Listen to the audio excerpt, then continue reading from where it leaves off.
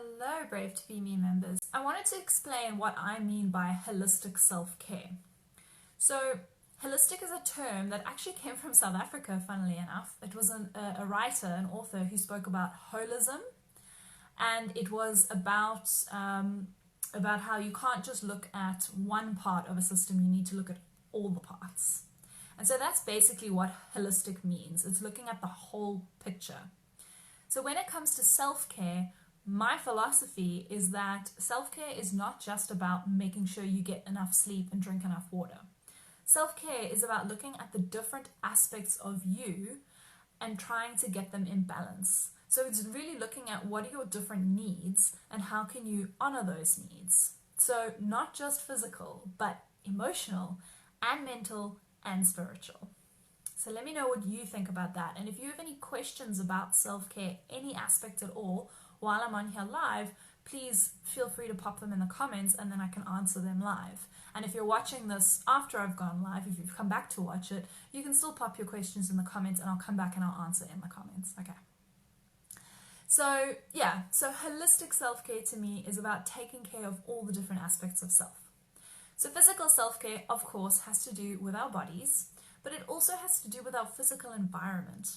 So try to broaden your mind and expand your frame of reference so that when I talk about physical self-care, I don't just mean eating healthily and, all of that. I also mean, making sure that your environment is not super cluttered, because a cluttered environment can lead to a cluttered mind. And I should know because I often have a cluttered environment. In fact, I've got one right now.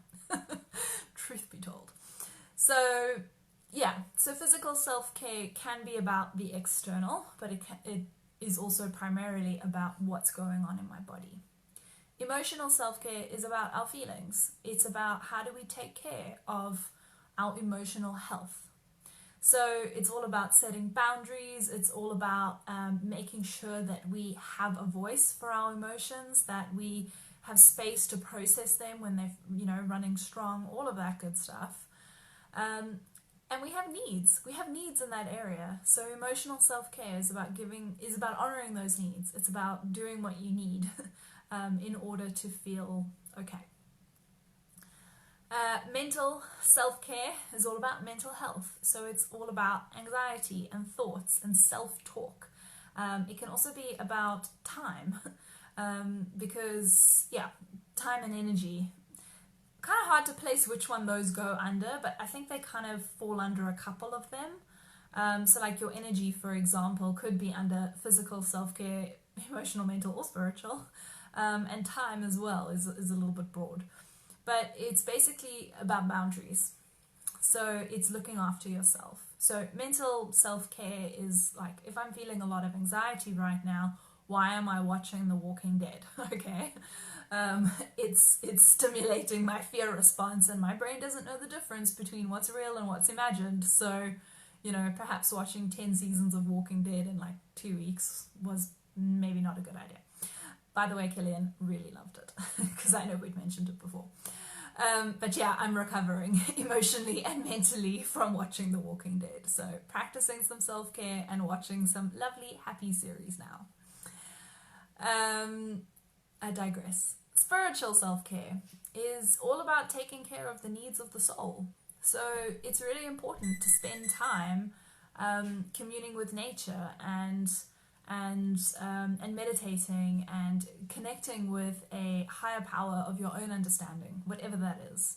So often we neglect this area unless you are a deeply spiritual person or even a religious person, whatever framework you live under or live through. Often we do neglect that part of us. So it's important to kind of check in and go spiritually, like, what do I need today?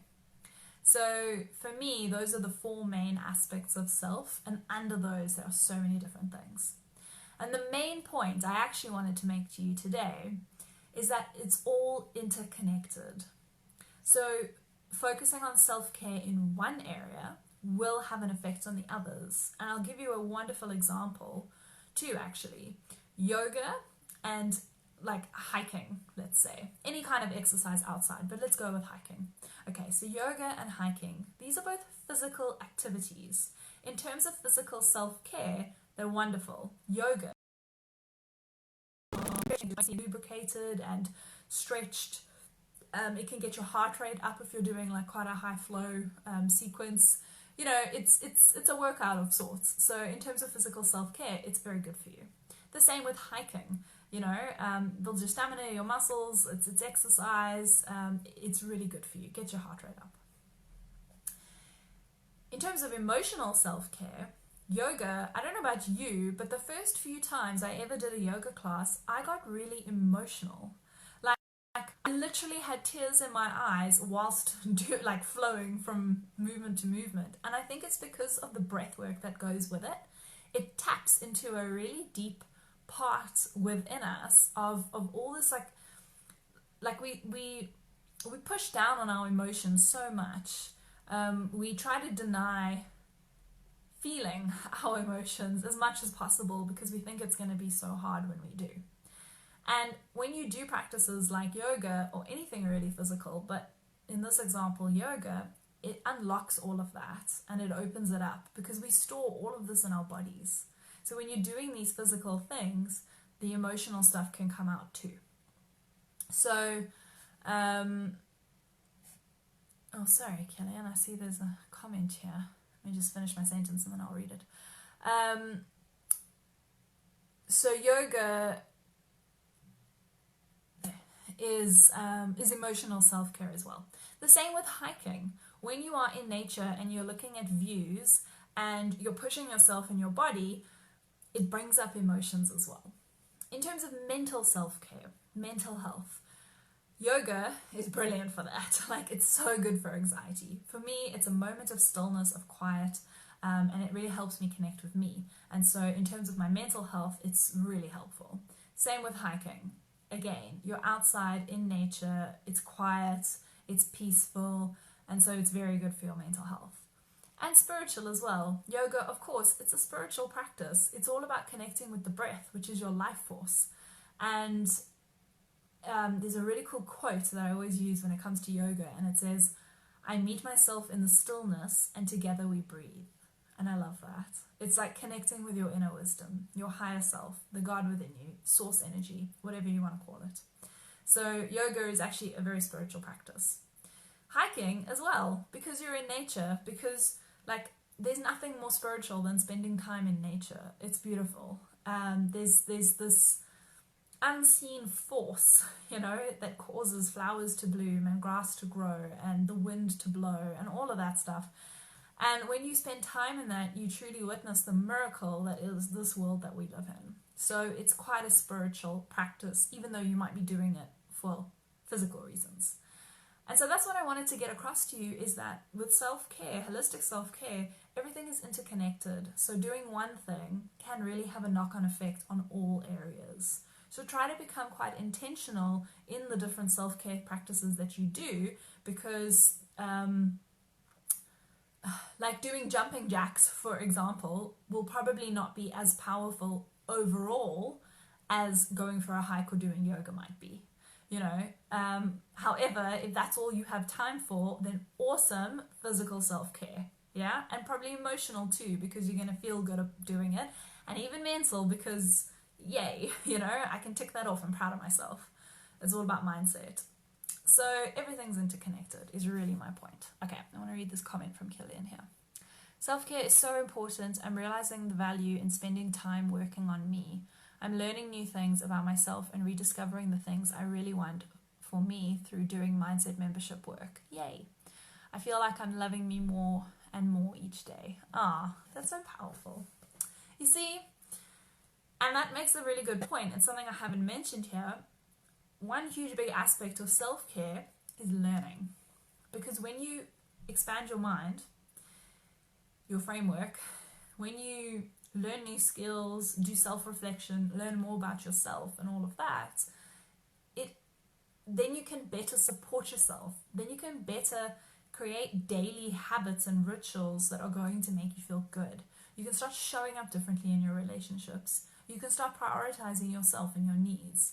You can stop procrastinating and get shit done, okay? You can like achieve the success that you want to achieve. Like everything gets better when you learn, when you create awareness about yourself, about your relationships, about your purpose here on this earth, like, it's amazing. So thanks for bringing that up, Killian, that you're learning through the work that you're doing, all the self-reflection. And I'm so pleased that the Mindset membership is serving you, can I just say. Killian's like our founding member of the Mindset membership. It's so cool.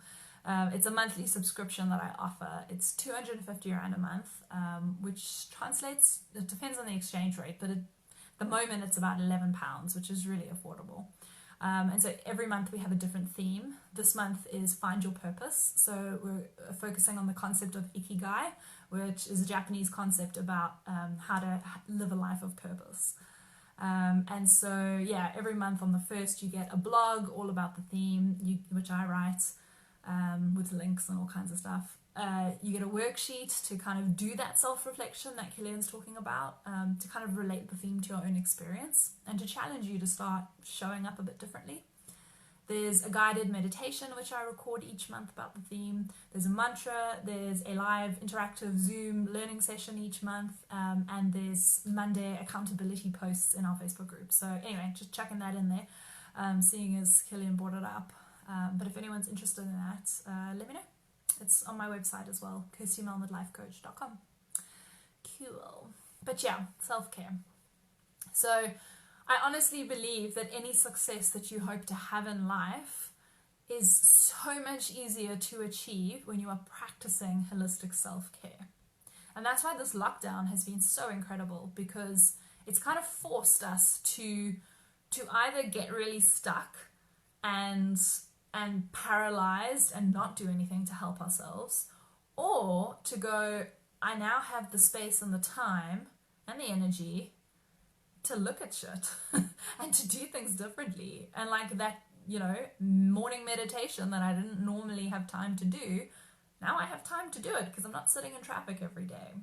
And I know things have opened up a bit now, so perhaps your schedule is going back to more of what it was before, but I'm hoping that, for the 2 months or 3 months or however long it's been, that you were able to cultivate a few new habits, self-care habits that are going to support you to really start shifting stuff in your life. And if you haven't, if you were in that paralyzed place, which is absolutely okay, like I certainly had my moments, many of them, but if you were in that place for a long time, you don't feel like you've cultivated new habits yet, it's never too late to start, okay? The best time for new beginnings is now. So literally, as soon as I click off of here, go drink a glass of water if you're not drinking enough, and that's one of your goals.